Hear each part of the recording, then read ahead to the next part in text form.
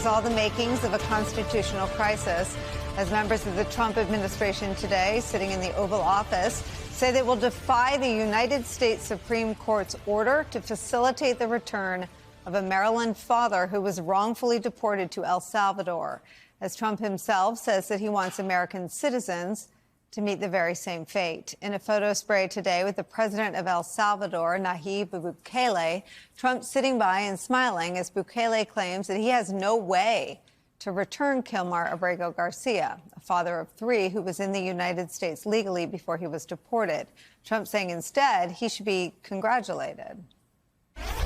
Mr. President, you said that if the Supreme Court said someone needed to be returned, that you would abide by that. You said that on Air Force One just a few days ago. And they said that it must be facilitated. Why don't you just say, isn't it wonderful that we're keeping criminals out of our country? Why can't you just say that? Trump's defiance was echoed and celebrated by his advisors in the room, who say that despite the ruling of the United States Supreme Court, the cabinet will not be working to send Kilmar Abrego Garcia home to the U.S. to his family. Attorney General Pam Bondi, Stephen Miller, and Secretary of State Marco Rubio all saying that they will not be doing anything to bring Garcia home and that they are not required to do so. They went on to accuse Abrego Garcia of being a member of the gang MS-13, completely contradicting their own lawyers who have admitted in court that there were no grounds to deport him and that his deportation was a result of, quote, an administrative error. The Supreme Court ordered last week that the U.S. government must facilitate his return. But Trump didn't stop there. He continued in his embrace of this defiance, going on to say that he is open to sending American citizens to the same notorious El Salvadorian prison as Abrego Garcia is in, which is illegal. U.S. citizens cannot be deported from the U.S. They're great facilities, very strong facilities, and they don't play games. I'd like to go a step further. I mean, I said it to Pam. I don't know what the laws are. We always have to obey the laws, but we also have homegrown criminals that push people into subways, that hit elderly ladies on the back of the head with a baseball bat when they're not looking, that are absolute monsters. I'd like to include them in the group of people to get them out of the country. How many illegal criminals are you planning on exporting to El Salvador? And President Bukele, how many are you willing to take from the U.S.? As many as possible. And I just asked the president, you know, it's this massive complex that he built, jail complex. I said, can you build some more of them, please? Trump's open defiance at the United States Supreme Court is where we start today with some of our favorite reporters and friends. NBC News White House correspondent Vaughn Hilliard is here. Also joining us, former top official at the Department of Justice, MSNBC legal analyst Andrew Weissman is here. Former federal judge Michael Ludick will join us in a couple minutes. Vaughn Hilliard, I start with you. When we watched here inside of the Oval Office just earlier this afternoon, Nicole, was striking not just because the President of the United States was there, but members of his cabinet, including his own Attorney General. And the U.S. Constitution makes it clear, the Eighth Amendment, that cruel and unusual punishment is not allowed inside of the United States. And just minutes before the two men sat down there in the Oval Office, there was actually video that was rolled in real time, not from American media outlets who did not have access at that point in time, but it was actually from President Bukele's social media team that was live streaming video in which President Trump was talking about the videos that El Salvadorians had put out showing the detainees, the deportees, getting off aircraft from the United States with bent over, with their hands shackled behind their backs, and led fiercely into those mega prisons. And the President of the United States said that people were eating them up and that they appreciated them because that he was taking criminals seriously. And while the President Trump was sitting next to President Bukele referred to Kilmar Abrego Garcia, the Maryland father, as a terrorist. And there was no pushback from the president or anybody inside of that room. And I think this gets at the heart of the Supreme Court case here that is ordered his facilitation to be returned to the United States. We expect here over the course of the next hour, the government, based off of the district court's determination, must provide to the court an update on efforts to facilitate his return to the United States. That's due by 5 p.m. Eastern time. And as to what the government is actually doing to facilitate his return, well, over the course of that nearly hour inside of the Oval Office, there wasn't a single request made by the president or any member of the cabinet to have Kilmar Abrego Garcia return to the United States as the Supreme Court ordered. And instead, the question was left up to President Bukele, who made it clear that he had no intent of returning the Maryland man back to the United States. Vaughn, let me ask you about something else that's going on. This is Senator Chris Van Hollen earlier today describing the inability of Congress, a co-equal branch of government, to get information about their own constituents. This is unsustainable. I mean, the Trump administration's position, in my view, is absolutely unsustainable, as is the position of the president of El Salvador, if he's going to say that he's not going to release this man who our own courts, 9-0 on the Supreme Court, have said really should be coming home now. They are clearly just snubbing their nose at the courts, including the Supreme Court. And the courts, in my view, need to exercise their ability to sanction people who ignore court orders. Von Hilliard, what does the White House say to Senator Van Hollen? Well, the question that the senator from Maryland wanted was a meeting with President Bukele, and that meeting never came. And he had suggested that he is going to go to Maryland himself or go to El Salvador himself to the prison to try to gain access and make the statement clear that the answers must be provided to the U.S. Congress. And I think one of the parts of this here was I was actually called up an administration official this afternoon making, I guess, with the question of why not just return Kilmar Abrego Garcia to the United States, go through the immigration judicial process to determine whether he should stay in U.S. detention facility or be deported, because it was an immigration judge in 2019 who ordered his release inside of the United States and not to be returned back to El Salvador because the immigration court suggested that he would potentially be a target of a gang in El Salvador if he were to be returned. And this administration official who I talked to told me, quote, the administration doesn't want him back. Why go through the process to bring him back? Which, again, hits at the heart of the question also that the president suggested was the potential of sending, quote, homegrown individuals, U.S.-born citizens to El Salvador. The president has a willing partner who is willing to detain these individuals and yet clearly has no interest making the case, as Stephen Miller, the deputy chief of staff inside of the Oval Office this afternoon said, it would be, quote, arrogant of the United States to tell another foreign leader what they should do within their own sovereign territory, making the case it is no longer within the U.S.'s jurisdiction to request or order President Bukele to return Kilmar Abrego Garcia or anybody who the U.S. may down the line ship and deport to El Salvador from its mega prison system. I mean, Vaughn, that's nonsense. I mean, the answer to your source, why go through the hassle to bring him back, is because by a ruling of 9-0, the Supreme Court said so. And clearly, sitting next to Donald Trump, he is Donald Trump's puppet when it comes to how to deal with people we deport there. He'll do whatever Donald Trump tells him to do. Donald Trump told him to build more prisons, and he didn't seem too upset about that. What is the actual reason why they're openly defying a 9-0 ruling by the U.S. Supreme Court? I think that, number one, you're looking at an attorney general and a president of the United States who are willfully resisting the orders of the judicial branch. We are watching that play out here in real time.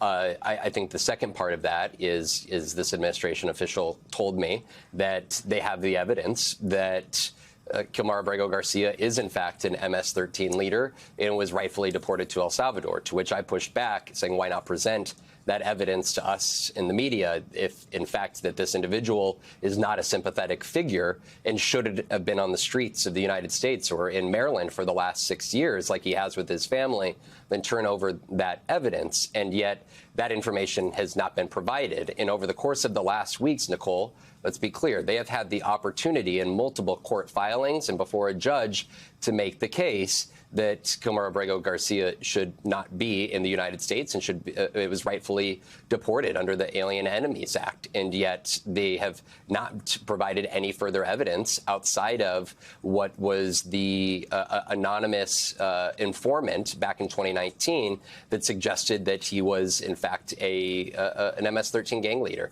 And I think that that is where a lot of these question marks go. But in the meantime, when we're talking about the power of the president, to your question, Nicole, in so many ways, we are watching him not only go on the attack in the trade war against some of our closest allies, but in the case of President Bukele, it was a year ago that Don Jr. was at his inauguration. Matt Gaetz was at his inauguration. And in some situations, he has found a willing partner who is able to go forward, despite calling himself the world's coolest dictator, this being President Bukele. This is somebody who the President of the United States sees as a much more willing partner and ally of the United States than some of our previous closest allies who he has gone forcefully on the attack of during this trade war in these preceding weeks.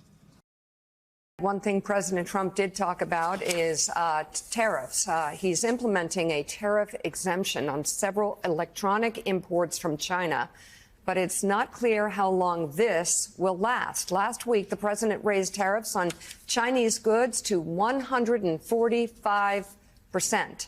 Then late Friday night, officials announced smartphones, laptops, and other products will be excluded from the higher tariffs, though a 20% tax remains. The president tried to deny any exemption was made, writing on social media yesterday, nobody is getting off the hook. They're just moving to a different tariff bucket. Commerce Secretary Howard Lutnick explained later the situation. So what he's doing is he's saying they're exempt from the reciprocal tariffs, but they're included in the semiconductor tariffs, which are coming in probably a month or two. So these are coming soon. You shouldn't think this is really outside of it. Really think of it as being included in the semiconductor space, much like pharmaceuticals. These require special attention, and the president is on it. So while speaking to reporters last night, the president doubled down on his threat to impose tariffs on semiconductor chips. The tariffs will be in place in the not distant future because, as you know, like we did with steel, like we did with automobiles, like we did with aluminum, which are now fully on, we'll be doing that with semiconductors, with chips, and numerous other things. And that'll take place in the very near future.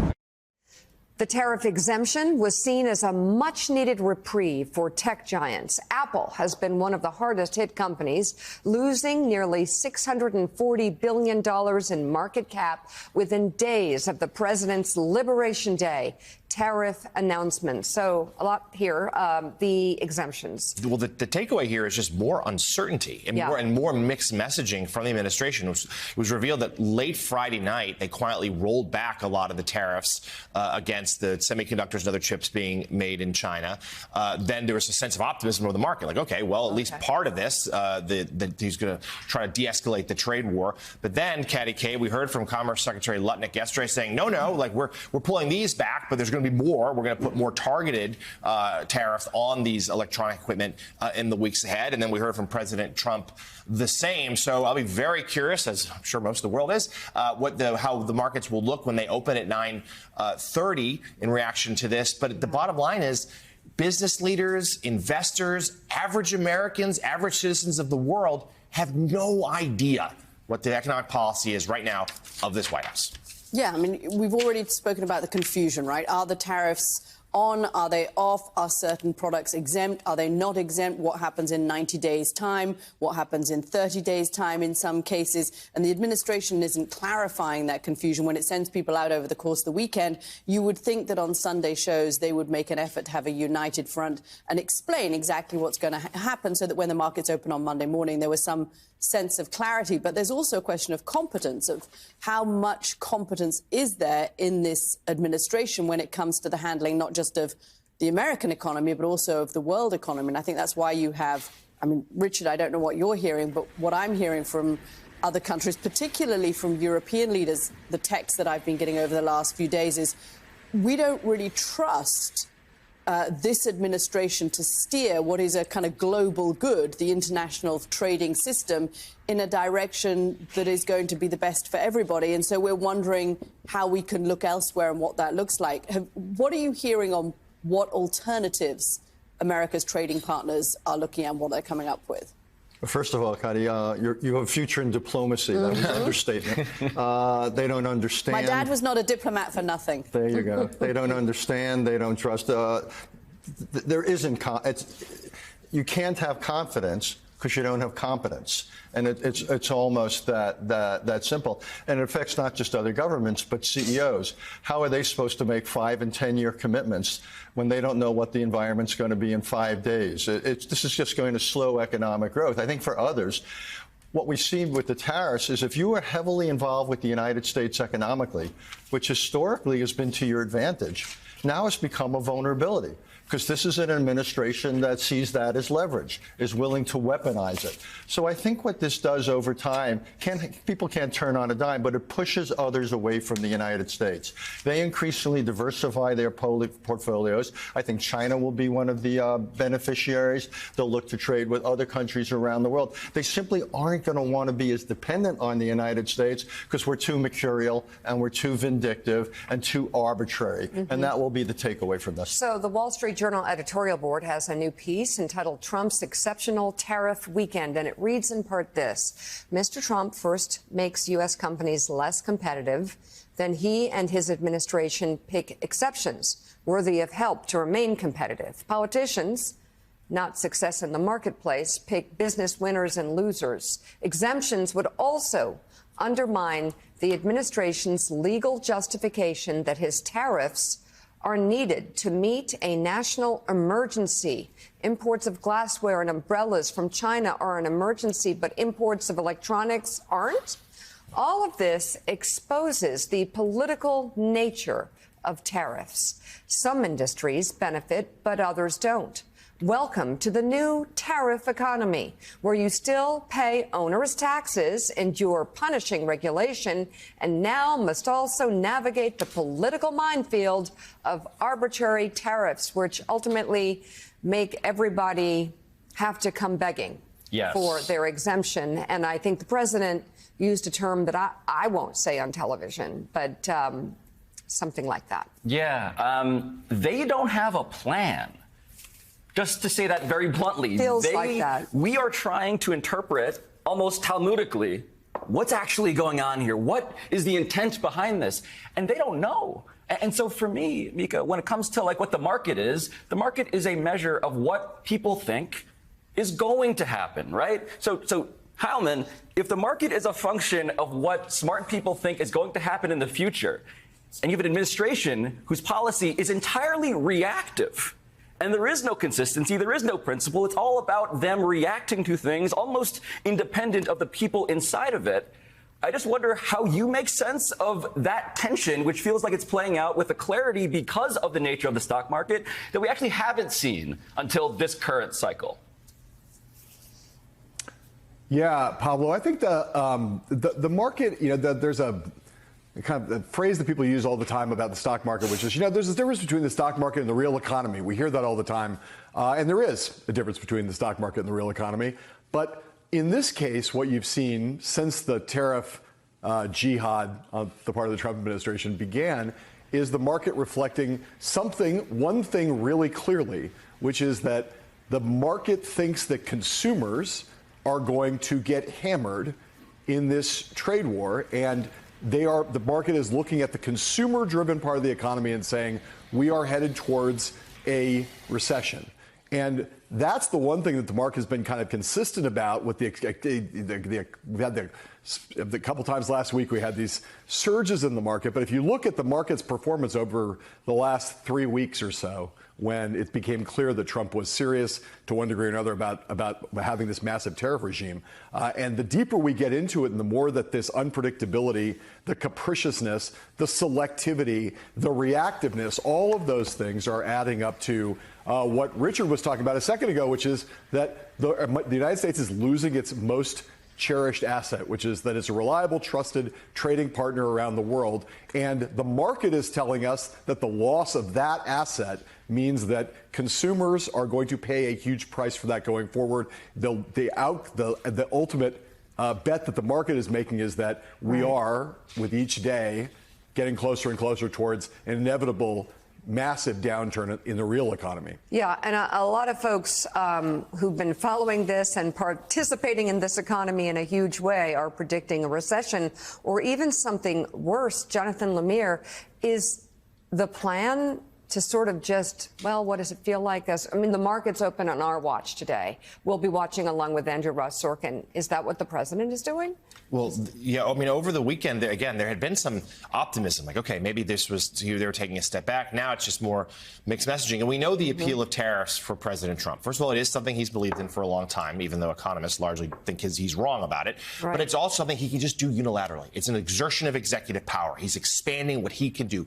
And indeed, enjoys the idea of having these one-on-one negotiations, countries coming to him to beg, let's make a deal, master deal maker. And it's also something he has completely skipped over the heads of Congress. The Republicans in Congress happily ceding this power to him. So that's the appeal for him. But what we're getting now is a very muddled message. And Richard's right. Others are right. It is diminishing the United States throughout the globe. Our allies and adversaries alike are less certain of what they can think about us. We are sacrificing our standing as the reliable economic superpower. And that's something that may take a very long time to recover from. All right. Sadly, Russian narratives are prevailing in the U.S. How is it possible to witness our losses and our suffering, to understand what the Russians are doing, and to still believe that they are not the aggressors, that they did not start this war? When he mentioned Greenland, like it was a toy or something. You noticed that? We all noticed that in Greenland, all of us. And it was ugly. Those 60 Minutes interviews set off the president last night. He called CBS, quote, out of control, and he suggested they pay a big price. Quote, they should lose their license, he said. Hopefully, the federal chairman, Brendan Carr, will impose the maximum fines and punishment, which is substantial for their unlawful and illegal behavior. Joining us now, Senior Fellow for Middle East and Africa Studies at the Council on Foreign Relations, Stephen Cook. You know, these two stories in and of themselves are worth talking about. The president's desire to take over Greenland and what's happening in Ukraine right now. But part of the bigger story here is that he's going after media organizations and journalists for going out there and reporting, for doing interviews, for asking people questions. What is the goal of doing this? Why would a president want to get angry with the media organization in such a way? Well, Katie, this is right out of the authoritarian playbook. For as much time that I've spent living in and working on the Middle East, I have seen things that are very, very similar to this. This is the way in which authoritarian leaders gain control over the messaging in their societies, is that they intimidate journalists, they intimidate media outlets, they use their friends, they use to buy media outlets, and they use, importantly, as Trump is suggesting in his Truth Social post, to use the state to punish media organizations that they don't like. This is incredibly familiar for Middle East analysts. So once they are able to successfully control the narrative, largely, or at least to intimidate journalists into towing the line, what happens then? Well, then the population of these societies only get one side of the story. And if you are told things over and over and over again, and you're not curious, you tend to believe those things. In addition, if in the public square you contradict those official narratives, you can end up in jail. So this is, again, something that is it is quite familiar and quite disturbing to see the president going after independent media, reporting on his policies on Ukraine, reporting on his policies on Greenland, as you suggested, setting aside the importance of those stories. The fact that he is attacking a media organization because he doesn't like what they said is Erdogan-esque. It reminds me of the time when I lived in Egypt for a long period of time under Hosni Mubarak. These were the kinds of things that would happen in those settings, not something that we're used to here in the United States. Let me ask you about something that you and I talked about last week when we were listening to an Oval Office back and forth between reporters and Donald Trump. He mentioned that there was going to be Iranian talks on Saturday. Well, Saturday has since passed. The administration has called those talks productive. What does productive mean? Well, it means that they agreed to have another set of talks, which will happen this coming Saturday in Rome. There was enough agreement and enough that the negotiators believed was worthwhile for them to talk about in terms of Iran's nuclear program, its support for proxies, and its missile program, that the negotiators decided that they could continue those talks. My sense is, however, that at some point, if the Trump administration maintains its requirements, the dismantling of Iran's nuclear program, the end of support for proxies, and the reining in of Iran's missile program, these talks will run into roadblocks. All right, Stephen Cook, got to leave it there. Thank you very much. We're going to get straight to it. Let's talk to NBC News senior Homeland Security correspondent Julia Ainsley, NBC News White House correspondent Vaughn Hilliard, and former Manhattan District Attorney Catherine Christian. Julia, I want to start with you because a lot of the questions there, especially towards the end, were about that Maryland father who was deported to El Salvador. The thing that stood out to me is kind of this game of pass the buck they seem to be playing there in the Oval Office. The president was asked about it. He deferred to Attorney General Pam Bondi, who said something else, and then the El Salvadoran president was asked about it, and he said, basically, I don't have the power to make the U.S. take back someone they don't want to take. What did stand out to you? Yeah. Completely passing the buck here. That's right, because what he said is he can't smuggle someone back into the United States. It would only be smuggling, of course, if the U.S. wasn't welcoming him back. But, of course, the Supreme Court just said last week that they need to facilitate his return.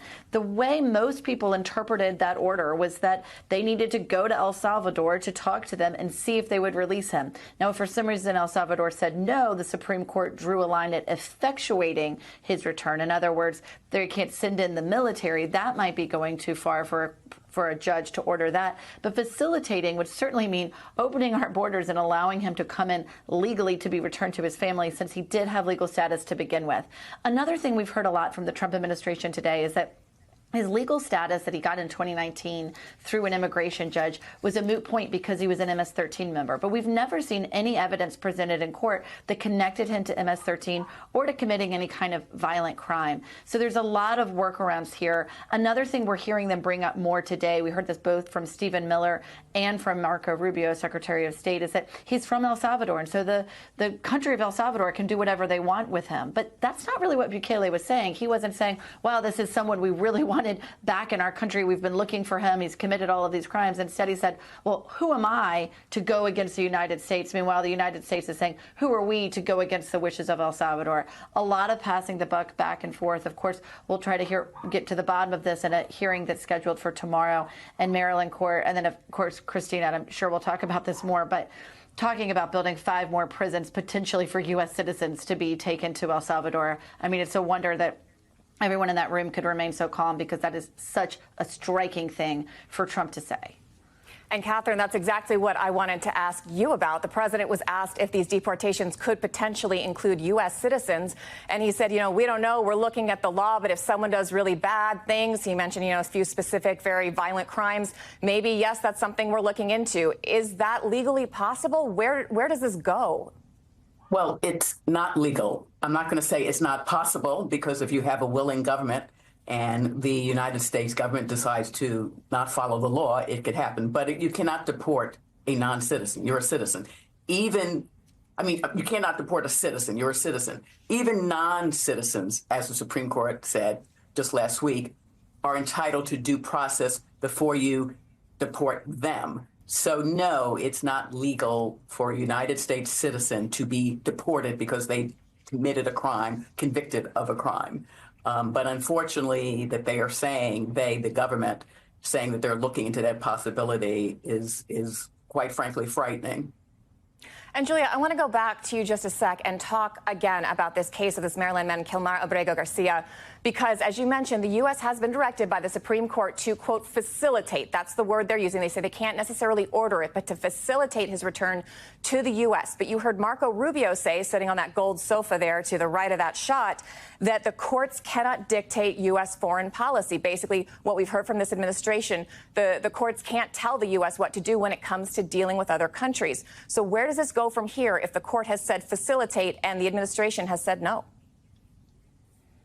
Well, we'll see tomorrow at 4 o'clock when this is due to be back in court in Maryland. The Justice Department representing the Trump administration in this case just last week really refused to give over any information. There were 3 simple questions the judge asked, including, what plans they had to bring him back, anything that they had done already in order to facilitate his return, and where is he? And Ensign said he could not give that information to the judge. And so we'll see tomorrow if they've come to a place where they can at least give some basic answers, because as we've seen both from Judge Zenas in Maryland and from Judge Boasberg, who was overseeing the initial case that started as soon as the first 250 men were sent to El Salvador, is that the Justice Department, by way of the Trump administration, is refusing to give a lot of basic information, which just moves the timeline on whether or not they are actually in contempt of court for refusing to follow these orders. Now, we should point out the Supreme Court, although they said they needed to facilitate his return, although they lifted temporarily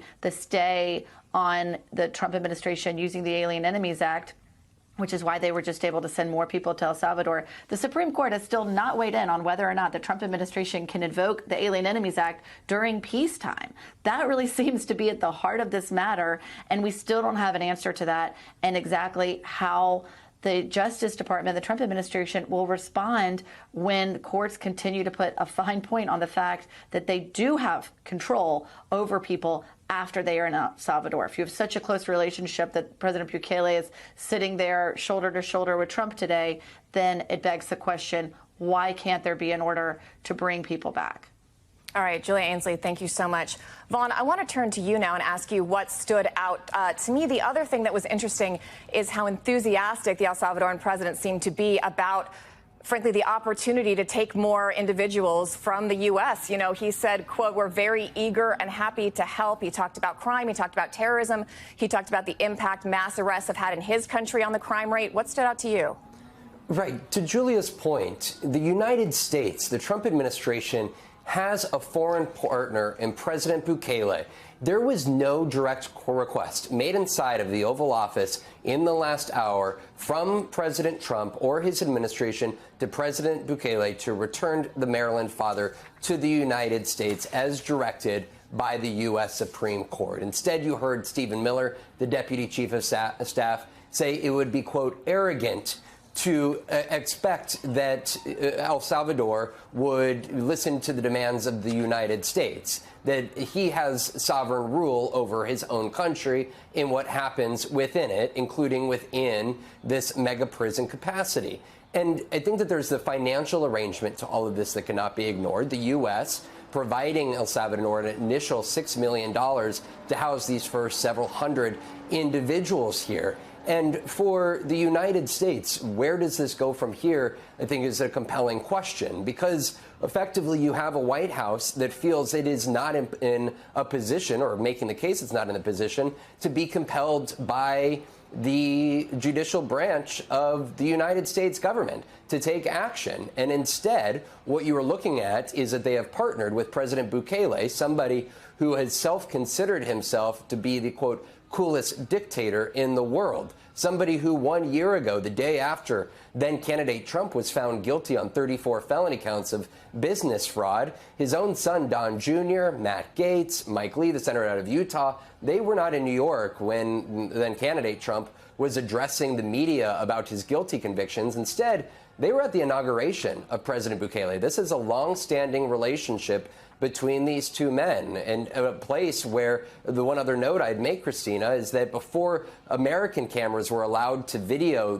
President Trump and President Bukele in the White House, President Bukele's social media team was live streaming parts of a conversation that the two men were having inside the corridors of the White House. And again, without American media cameras running, President Trump made a reference to those El Salvador videos that were put out of those deportees that were being led off of the aircraft into the mega prison, hunched over, hands shackled behind their backs. And the quote from the president of the United States was that people eat it up. That's what people want to see. Of course, that is not the typical way that prisoners are treated in the United States, but one that clearly has caught the eye and the glory of the president on how El Salvador treats prisoners.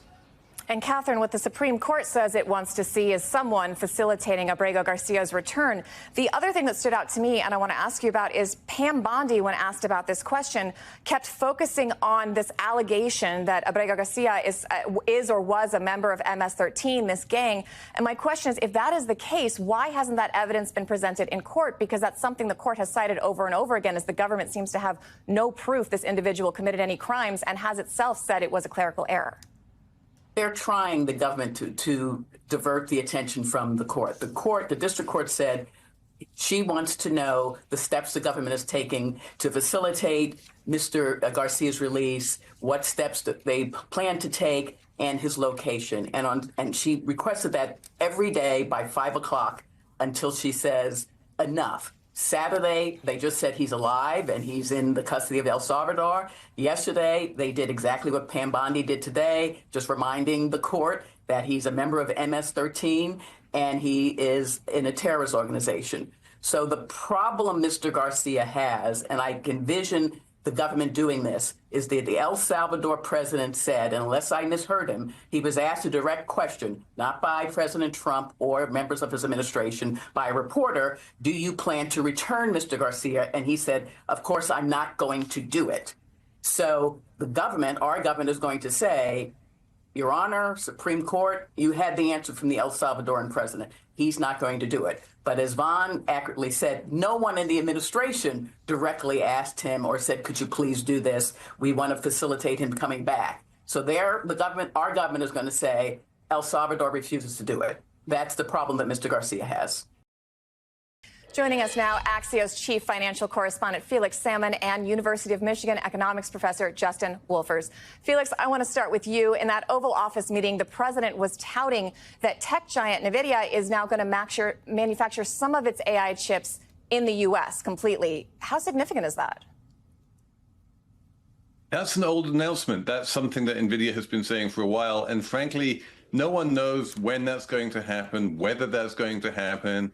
The ability of NVIDIA to manufacture advanced AI chips, this is an incredibly difficult thing to do. And by the way, mostly it's done by TSMC, which is not even NVIDIA. It's a Taiwanese company in Taiwan. And so, yeah, lots of people are making a lot of promises.